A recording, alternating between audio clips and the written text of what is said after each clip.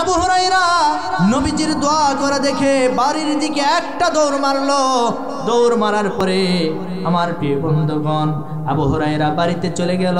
যাওয়ার পরে দেখে মার সামনে যখন হাজির হয়ে গেল, এতদিন পর্যন্ত মার মুখের ভাষা যে কর্কশ ছিল, ওই কর্কশ ভাষা আর পাওয়া যায় না। এইবার মা ডাক দিয়ে বলেন, ও আমার কলিজার টুকরা সন্তান, আয় আয় আমার সামনে আয়।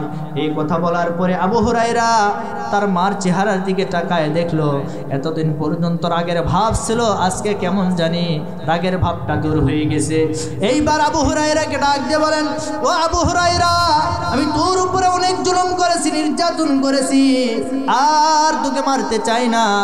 যেই মোহাম্মদ নবীর কাছে তুই কালেমার দাওয়াত নেওয়ার জন্য যাস, কালেমার তালিম নেওয়ার জন্য যাস, আমি মা হিসেবে তোকে বললাম ওই মোহাম্মদের কাছে গিয়ে আমাকে একটু কালেমা পড়ে মুসলমান বানায়া দে।